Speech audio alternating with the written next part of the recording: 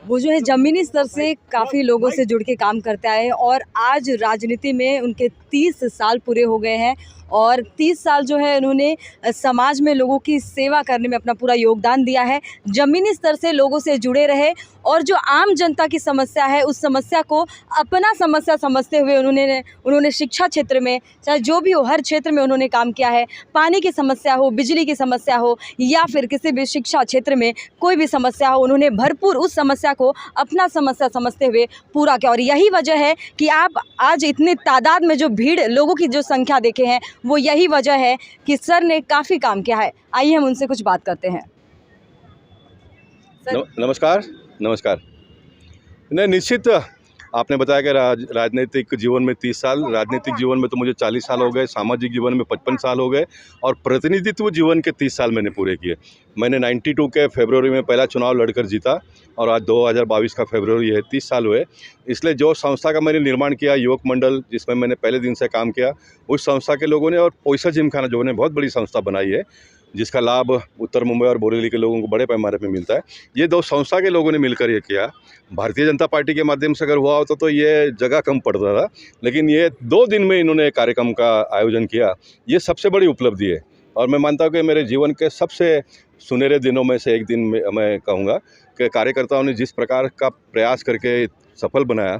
अगर आप समाज के लिए काम करते हैं तो समाज एक छोटे से कॉल पर कितने बड़े पैमाने पर आते हैं, ये उसका नज़रिया हम सबको आज देखने के लिए मिला। लेकिन सर आजकल देखा जा रहा है जितनी भी पार्टियां हैं वो पॉलिटिक्स के चक्कर में जो है आम जनता की समस्याओं को कहीं ना कहीं पीछे रख रहे हैं, लेकिन आप उन नेताओं में से हैं जो जमीनी स्तर से जनता से जुड़े और काफ़ी मदद मिल रही है। जी हाँ, मैं जितना काम करता हूँ उससे ज़्यादा प्यार मुझे लोग करते हैं और मैं उससे ज़्यादा काम करने का प्रयास करता हूँ। ये हमारा मतदाताओं के साथ में एक कॉम्पिटिशन है और उससे बहुत कुछ बनता है। अन्य राजनीतिक पार्टी के लोग करते हैं तो उनका समाज में क्या जगह है वो भी हम सबको दिखता है। और मेरे जैसे एक सामान्य व्यक्ति को 7 बार लगातार जिताना और 2014 और 2019 के लोकसभा के चुनाव में इतने बड़े बड़े दिग्गजों के सामने महाराष्ट्र में सबसे ज़्यादा वोटों से जिताना, मैं ऐसा मानता हूँ कि मैं फिर एक बार पुनर्जीवन भी लेकर अगर काम करूँगा तो भी मैं फेर नहीं पाऊँगा।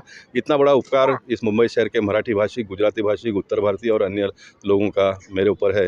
मैं मानता हूँ कि ये सपने में भी ना सोचा जाने वाली बात है, जो हकीकत होता दिखाई दे रहा है। सर आपने उन बच्चों को सहारा दिया है जो कहीं ना कहीं टैलेंट काफ़ी है लेकिन आर्थिक उनकी जो फाइनेंशियल कंडीशन है वो वीक है। नहीं, मैं ऐसे लोगों को आपने सहारा दिया, ऐसे बच्चों को मैं बहुत ईमानदारी से कहूँगा तो मैंने दिया निश्चित है, लेकिन मैं ऐसा मानता हूँ कि कम है।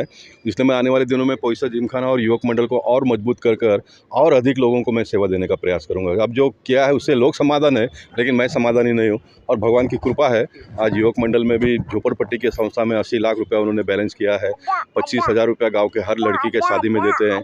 पैसा जिमखाना में 20 करोड़ से भी ज़्यादा पैसे इकट्ठा हुए हैं। ये जनता ने दिया हुआ पैसा है, उसको हमने बैंक में रखकर ब्याज के माध्यम से इतना बड़ा फिगर हुआ है। तो ये सारे पैसों का आने वाले दिनों में चिकुवाड़ी का हमारे बापू गायकवाड़ करके एक है, 20 साल के पहले हमने प्रारंभ किया था। आज 22 लाख रुपया उनके बाद बैंक में पड़ा है। ये सारे पैसों का आने वाले दिनों में जनता का और बेहतर ढंग से हम जनता यानी सामान्य लोगों का सेवा मैं कैसे करूँ उसके लिए मैं प्रयास करूँगा। और हो सका तो मैं राजनीति को थोड़ा अलविदा कहने के मन स्थिति में हूँ, लेकिन पार्टी जो तय करेगी वो, लेकिन मैं ये 2 संस्थाओं को और मजबूत करके और बड़े पैमाने पे काम करूँगा आने वाले दिनों में। हमने जिमखाने की कुछ महिलाओं से, कुछ सीनियर सिटीजन से बात की, उन्होंने आपके काम को काफ़ी सराहा है। सभी लोगों ने सराहा है। आपने देखा होगा आज मुस्लिम बहनें भी आई थी हिजाब पहनकर। ये मैं मानता हूँ कि मेरे जीवन की बहुत बड़ी उपलब्धि है और ये 30 साल के कार्यकाल में मैंने एक भी जातीय तनाव या तो उस प्रकार का प्रसंग हो, इस प्रकार का एक भी घटना होने नहीं दिया मैंने। मालूनी का मैं अभी प्रतिनिधित्व कर रहा हूँ। मालूनी भी आज 8 साल से आप देखेंगे तो बहुत ही शांत है और मैं चाहूँगा कि आने वाले दिनों में भारत देश के मुसलमान जो है वो नरेंद्र मोदी जी के साथ में जुड़े, मुख्य धारा में आ जाए। वो हमारे भाई है, जो अच्छे लोग हैं हमारे भाई है, जो अच्छे नहीं है उनको ठीक करने की ताकत मोदी जी में है, उनको भी ठीक करेंगे। लेकिन सब लोगों ने साथ में जुड़कर आगे का प्रयास करते हुए भारत देश को दुनिया के नक्शा में हमने ऊंचा लाने का काम करना चाहिए। मेरा एक आखिरी सवाल राजनीति से जुड़ा हुआ है। यूपी में भारी बहुमत के साथ भारतीय जनता पार्टी जी। ने सरकार बनाया जी। है। महाराष्ट्र में क्या लगता है महाराष्ट्र- आगामी चुनाव में किसकी सरकार आएगी? देखिए, जो काम करता है उसका सरकार आएगा, जिसके ऊपर लोगों का विश्वास है उसका सरकार आएगा। आपने अपनी पहचान को खो दी। भारतीय जनता पार्टी और अन्य पार्टियों में यही है, श्यामा प्रसाद मुखर्जी से लेकर पंडित दीनदयाल जी ने जो विचार जो सपना देखा था, उन सारे सपनों को भारतीय जनता पार्टी के नेताओं ने पूरा करने का प्रयास किया। चाहे वो 370 का कलम हो, ट्रिपल तलाक हो, समान नागरिक कायदा देश में लाने की बात हो, जो भी गरीबों का कल्याण करना हो, इन सारे मुद्दों को स्पर्श करते हुए जो भी हमारे कमिटमेंट थे उससे 2 ज़्यादा काम करने का हमने प्रयास किया। और जिन्होंने देश पे इस प्रकार से राज किया, उन्होंने किस तरह से देश का बुरा हाल किया वो भी आपको पता है। महाराष्ट्र की अगर मैं बात करूँ तो महाराष्ट्र में बाला साहब ठाकरे जी ने जिस तरह से मुंबई शहर को बनाया, मुंबई शहर के लोगों का दिल जीता। भारतीय जनता पार्टी इतनी बड़ी पार्टी होने के बावजूद भी हिंदुत्व को मजबूत करने के लिए हम लोगों ने 25 साल उनके साथ में सफ़र किया। अनाप शनाप बातें सुनी, बहुत बड़े बड़े नेताओं का अपमान भी किया, वो भी सहन किया हमने, क्योंकि हमको हिंदुत्व और लोगों की सेवा करनी थी। लेकिन जैसे ही छत्रपति शिवाजी का आशीर्वाद, चलो चले मोदी जी के साथ, ये 2014 के लोकसभा में नारा दिया, 2014 के विधानसभा में किया, 2017 के महानगर पालिका में किया, 2019 के लोकसभा में किया, 2019 के विधानसभा में भी किया। छत्रपति शिवाजी महाराज का आशीर्वाद, चलो चलो मोदी जी के साथ। लेकिन चुनाव का रिजल्ट आते ही भारतीय जनता पार्टी सबसे बड़ी पार्टी होने के बावजूद भी शिवसेना ने जो किया और कांग्रेस के साथ में गए, आज उनको किस तरह से वेदना होती होगी। हिंदुत्व के बारे में, कश्मीर फाइल जैसे पिक्चर के बारे में भी वो कमेंट नहीं कर सकते। अगर भारतीय जनता पार्टी के साथ होते तो हमारे साथ होते हुए भी 4 बातें संजय राउत जी ने किया होता, लेकिन आज उनके पास शब्द नहीं है। इतने बुरे दिन और इतने बुरे हालात शिवसेना और शिव सैनिकों का मैंने अपने जीवन में देखा नहीं है। शिव सैनिक बहुत ही हताश है, वो बहुत दुखी है। तो मैं चाहता हूं कि आने वाले दिनों में ये होली में हम सारे गिले शिकवे को जलाकर एक नई दिशा मुंबई शहर और महाराष्ट्र को आने वाले दिनों में देने का प्रयास करेंगे। भारतीय जनता पार्टी उसका नेतृत्व करने के लिए तैयार है। लोग हैं उनका मैं बहुत सम्मान करता हूं। आप जब मेरा प्रस्तावना कर रही थी तो मैंने कार्यकर्ताओं को कहा कि देखो छोटी लड़की लेकिन कितना अच्छा बात कर रही है ये, इसलिए मैं छोटे चैनल के लोगों को कभी भी बांट देता हूं, क्योंकि मुझे छोटे से बड़ा बनाने का काम जनता ने किया है। तो मैं चाहता हूं कि आपका चैनल भी आने वाले दिनों में बहुत बड़ा बने। Thank you.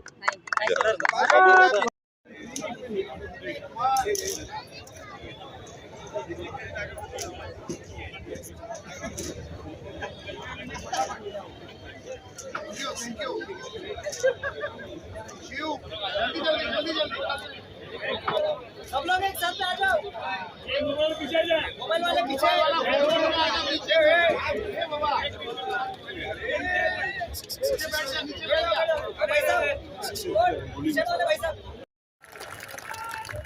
बहुत बहुत धन्यवाद गुरुजी। या ठिकाणी आपल्या व्यासपीठावर जीवन विद्या मिशनचे आजीव ट्रस्टी व यूथ मेंटर आदरणीय प्रल्हाद दादा। जय हिंद, जय महाराष्ट्र। धन्यवाद निखिल जी। इस बीच करुणाकर शेट्टी सर से मैं विनती करता हूं कि साई है sport authority of India, Samta Nagar police station के पीछे, जिसका नया नाम भारत रत्न अटल बिहारी वाजपेयी उत्कृष्टता केंद्र एक्सेलेंस सेंटर रखा गया है। वहां पर माननीय अटल बिहारी वाजपेयी की प्रतिमा लगाने के लिए जो 12 परमिशन लगते हैं, उसमें 11 परमिशन गोपाल शेट्टी ने अथक प्रयास करके ले लिया है। कैद में बंद है, जेल में बंद है, तो अटल जी ने जो कुंडली लिखी वही पढ़ करके मैं अपनी बात पूरा करूंगा। जन्म जहां श्री कृष्ण का, भगवान जेल में पैदा हुए थे, जेल में बंद है अटल जी। अटल जी ने कहा जन्म जहां श्री कृष्ण का, मिला वहां है ठौर, पहरा आठों याम का, जुल्म सितम का दौर, जुल्म सितम का दौर, पाप का घड़ा भरा है, अत्याचारी यहाँ कंस की मौत मरा है, अत्याचारी यहाँ कंस की मौत मरा है।